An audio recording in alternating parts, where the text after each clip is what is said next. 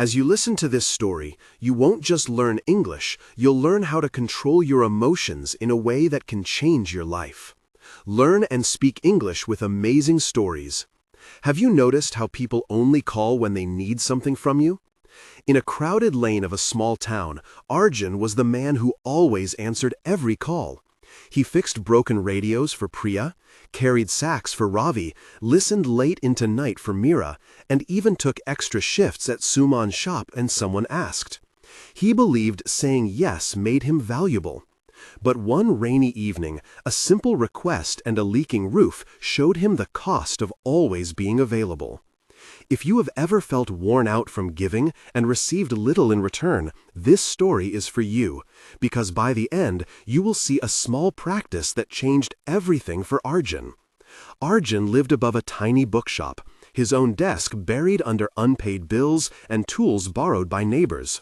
He rose with the sun, and his hands smelled of oil and tea. Suman, his mother, would watch him from the kitchen and sigh when she saw his thin shoulders. In the lane, children ran past Ravi's chai stall yelling his name, and Priya would pop in with another favor. Arjun smiled and said yes so many times that his own plans grew thin like paper. One evening, Meera put a box of old records in his lap and said, "Please help me sort these tonight." He said yes again, even though his back already ached and his mind felt empty. Small cracks multiplied. His own garden went untended, and his lamp would flicker during work. One morning, Suman asked him, "Aren't you tired of giving away your time for everyone else?" And he replied, "I do it because it matters." She touched his hand and said, "But whose life are you caring for, Arjun? We all need you whole, not just helpful." Their quiet talk carried the scent of boiling spices and the distant chant of a temple bell. Arjun nodded, but the habit held him like a familiar rope. Then came the storm. Rain beat against corrugated roofs, wind pushed at the town, and the bookshop roof began to leak. He smelled wet paper and heard the soft squelch of water on cardboard. In the dark, he ran out to cover piles of books while neighbors shouted for help.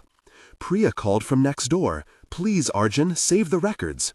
Meera cried, "I can't carry that alone." Arjun answered, "I will be there," and felt the cold rain sting his face. When morning came, much was ruined, and his own small savings soaked into the mud. The loss was simple and brutal, and it tasted like metal and wet dust. Confused and exhausted, he walked to the old well where Mr. Iyer, the retired schoolteacher, sat watching the water ripple. Their conversation stretched like the "Slow river," Mr. Iyer said. "The river flows, but it also keeps banks. You cannot be the river and the bank at once." Arjun said, "How do I change, Mr. Iyer? I do not know where to stop." Mr. Iyer replied, "Try 1 week of practice. Decide who gets your yes and who gets your no. Then see what waters return."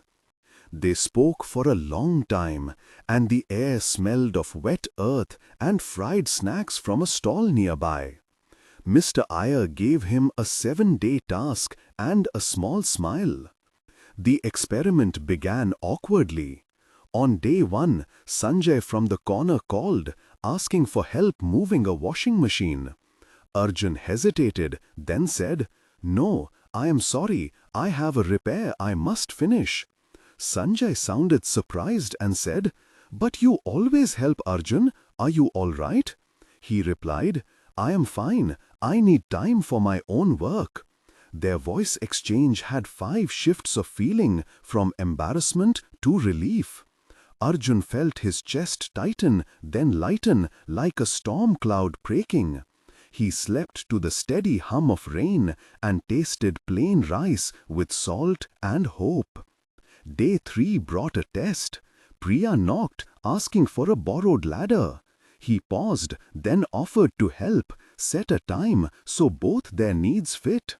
Priya asked, "Why not now, Arjun?" He answered, "Because today I will finish my roof patch and tomorrow I will help you." Meera stopped by and said, "You could have helped earlier. Why change?" He smiled and said, "I am learning to keep my own peace first."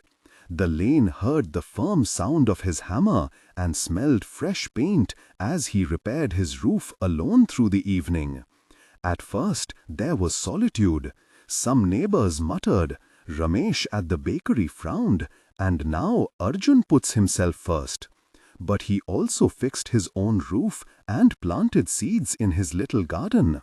The wood under his fingernails felt real and grounded. Lakshmi from the school brought him tea and said, "I noticed you are calmer." He answered, "I sleep better and my back hurts less." This trial had moments of doubt, of hunger, and of small victories measured in light and quiet. Weeks later, the town saw change. People began to wait, to plan, to respect the day Arjun set aside for himself. His work improved and his small harvest returned greener. Priya thanked him properly at the chai stall. Ravi clapped when he saw new books dry on the shelf, and Meera brought sweets with an apology. The river metaphor stayed with him as a simple truth. He had not become selfish, he had become steady. The respect he wanted quietly followed the limits he stood for. If you feel you give too much, try a short practice this week.